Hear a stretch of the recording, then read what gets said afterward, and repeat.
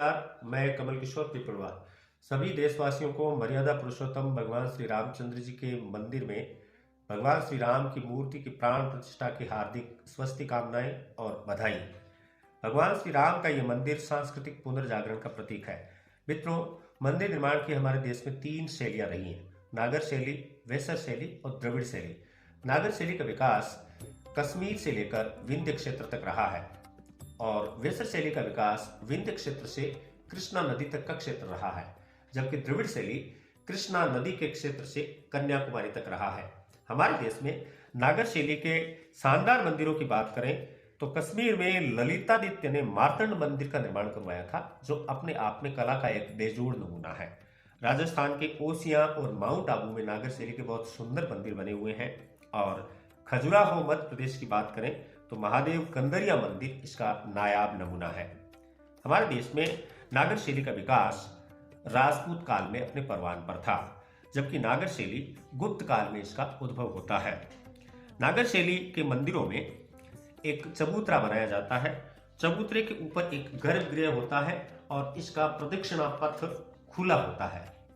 मंडप नागर शैली की एक अप्रतिम विशेषता है।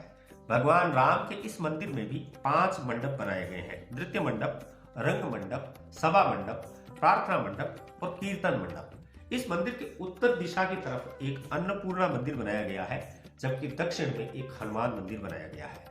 यह मंदिर 161 फुट की ऊंचाई के साथ है और इसकी 3 मंजिल होगी। इस मंदिर में 392 पिलर्स का प्रयोग किया गया है और 44 द्वार बनाए गए हैं। इस मंदिर में जो घंटा है उसकी ध्वनि कहते हैं कि 15 किलोमीटर तक सुनाई देगी। इस मंदिर में जो मूर्ति स्थापित की जा रही है, उस मूर्ति में जिस शालिग्राम पत्थर को लिया गया है वो 6 करोड़ वर्ष पुराना बताया जा रहा है। कुल मिलाकर ये कहा जा सकता है कि भगवान राम का ये मंदिर नागर शैली का 21वीं शताब्दी का बेजोड़ नमूना है, अद्भुत नमूना है।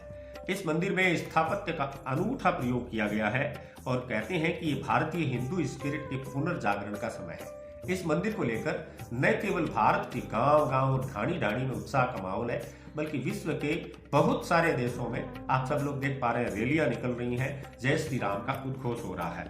हमारे देश की संस्कृति कंपोजिट कल्चर की रही है, साझा संस्कृति रही है। मध्यकाल में मुगल बादशाह अकबर ने भी बदायूंयों को स्पेशली डेप्यूट किया था रामायण का अनुवाद करने के लिए। अकबर के समय में लघु चित्रकारी में रामायण की कथाओं को दर्शाया गया है। ये हमारे देश की कंपोजिट। ये मंदिर सिर्फ हिंदुओं के लिए नहीं बन रहा है, बल्कि इस मंदिर में मुस्लिम, ईसाई, जैन, बौद्ध, पारसी सभी के लिए समन्वय का स्थान है। इस मंदिर से कहते हैं कि हिंदुत्व की सॉफ्ट पावर को प्रतिष्ठापित करने का समय मिलेगा। आखिर में राम राज्य होता भी क्या है? राम राज्य की जो अवधारणा है वो गुड गवर्नेंस की अवधारणा है। अपेक्षा ऐसी की जा रही है कि इस मंदिर की स्थापना के साथ हमारे देश में सुशासन की प्राप्ति होगी। सभी वर्गों, सभी धर्मों, सभी जाति पंथ के लोगों को आगे बढ़ने का मौका मिलेगा।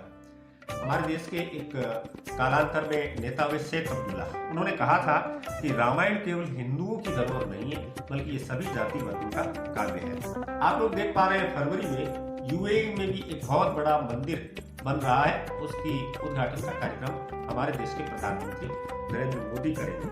गांधी जी ने कहा था, राम राज्य केवल ऐतिहासिक राम का शासन नहीं है, बल्कि खलीफाओं के शासन में भी जो बहुत ज्यादा टैक्सेशन लेते थे, उसके बावजूद वो फकीरों की तरह जीवन यापन करते थे, उसको भी महात्मा गांधी ने राम राज्य की अवधारणा दी थी। मैं अपेक्षा करूंगा कि इस मंदिर के साथ हमारे देश की प्रत्येक नर नारी, स्त्री पुरुष, देवी सज्जन सफलता से, कुशलता से और मंगल कामना के साथ में जीवन व्यतीत करेंगे। जय श्री राम।